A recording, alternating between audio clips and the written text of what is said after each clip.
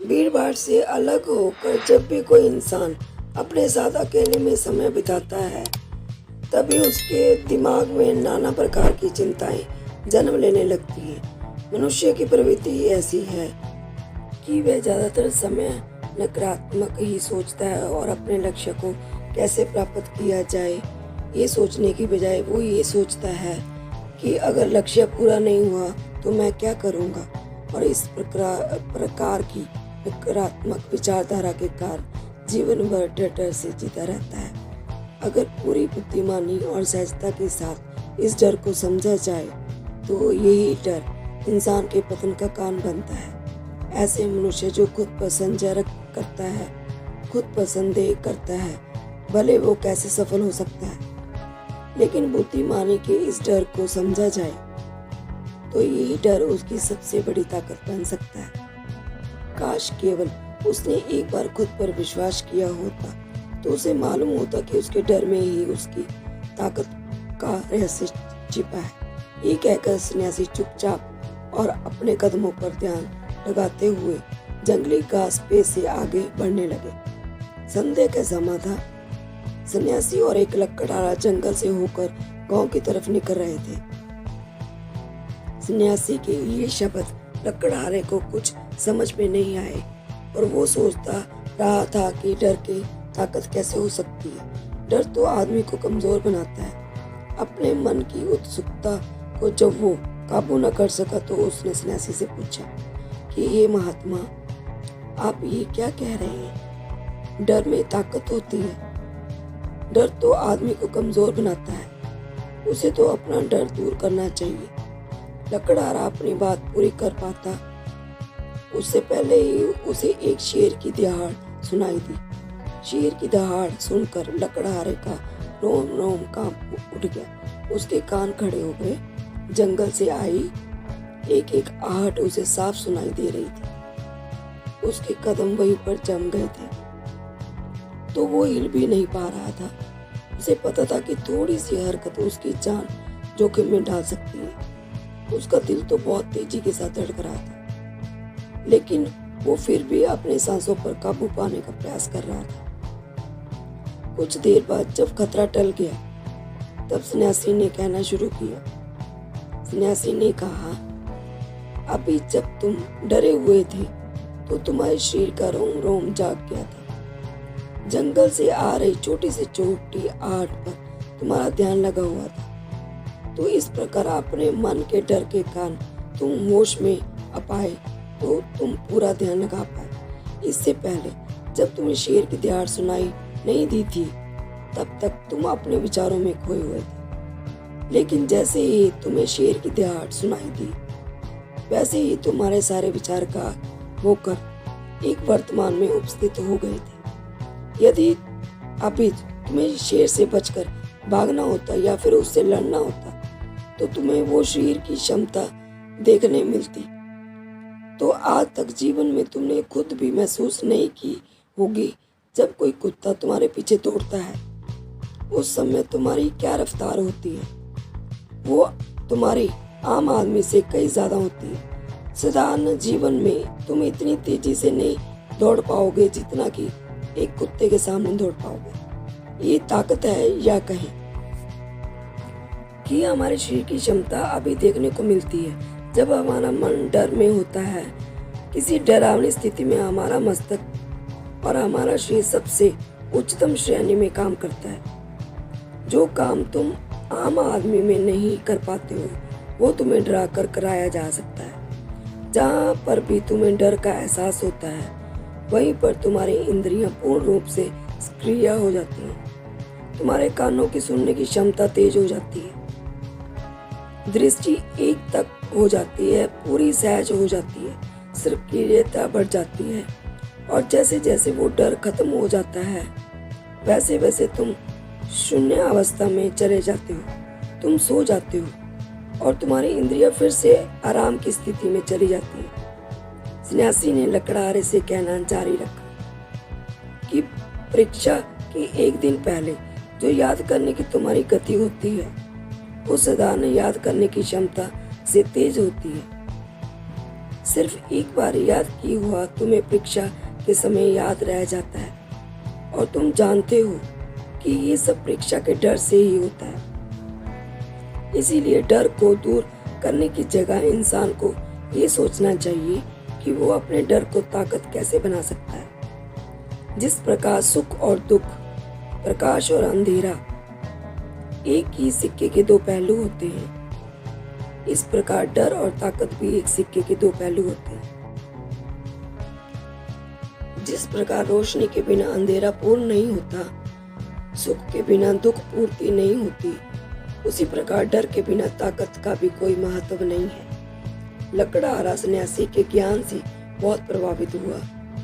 उसके चरणों में नष्ट मस्तिष्क और उसने पूछा कि महात्मा, अंधेरे को जो दिया जलाकर रोशनी में भरा जा सकता है, लेकिन अपने डर को ताकत में कैसे बदलें? इसके लिए कोई उपाय बताएं। इस पर सन्यासी ने कहा कि डर दो प्रकार के होते हैं। सबसे पहला मानसिक डर और दूसरा शारीरिक डर।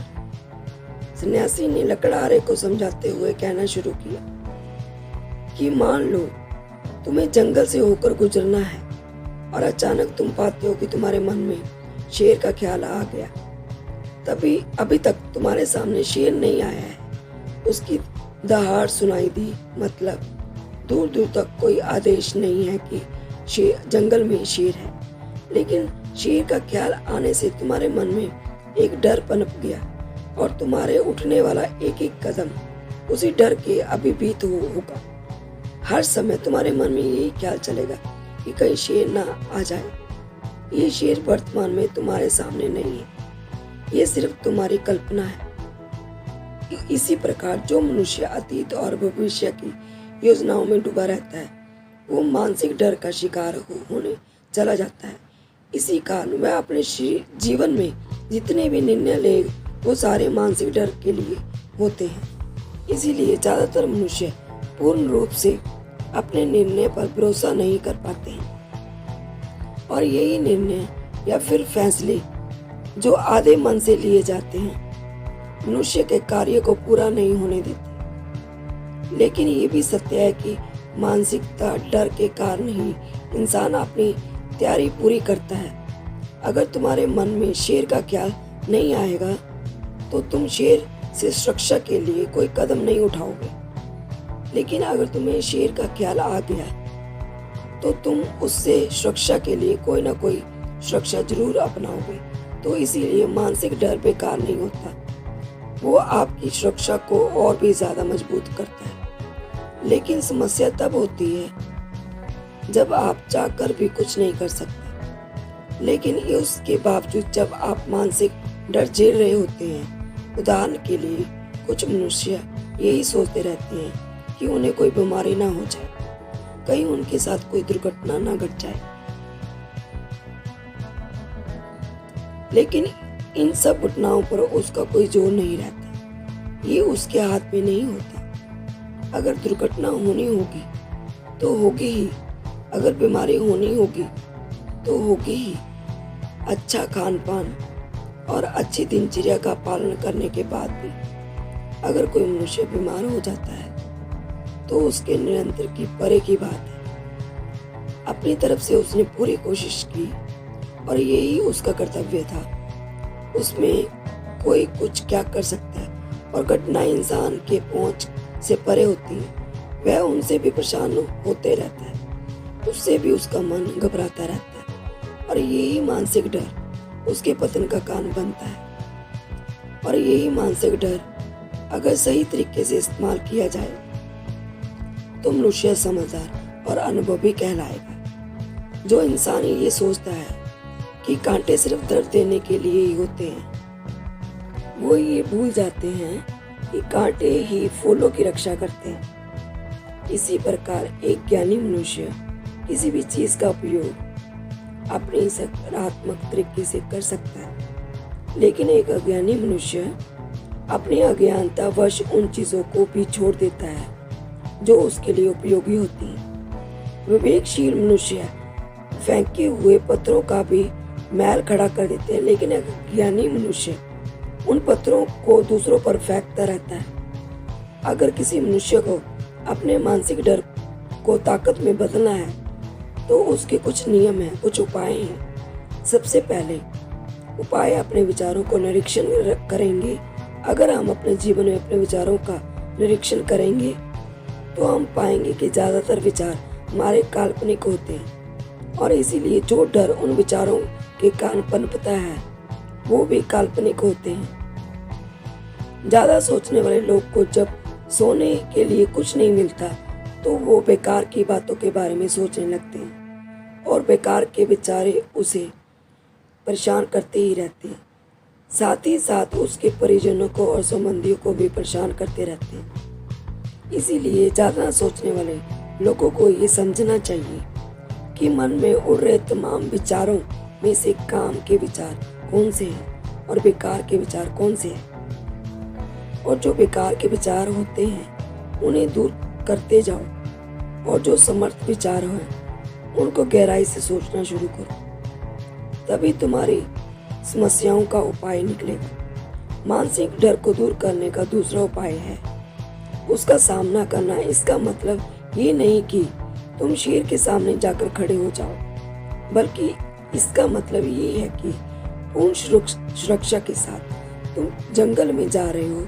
यदि जंगल में जाना बहुत आवश्यक है तो तुम शेर के डर से अपने घर में नहीं बैठ सकते हो। इसी प्रकार मनुष्य के जीवन में बहुत सारे डर होते हैं, जैसे कि परीक्षा का डर, लक्ष्य ना पाने का डर, झूठ बोलने का डर, सच में पता लग जाने का डर, अपने को खो देने का डर, दुर्घटना हो जाने का डर। लेकिन जैसे जैसे समय के साथ इन डरों का सामना किया जाता है वैसे वैसे ये डर जीवन से दूर होते चले जाते हैं। अगर तुम इससे बचने का प्रयास करते हो तो ये जीवन भर तुम्हें सताते रहेंगे। ये तभी दूर हो सकते हैं जब तुम इनका सामना करोगे।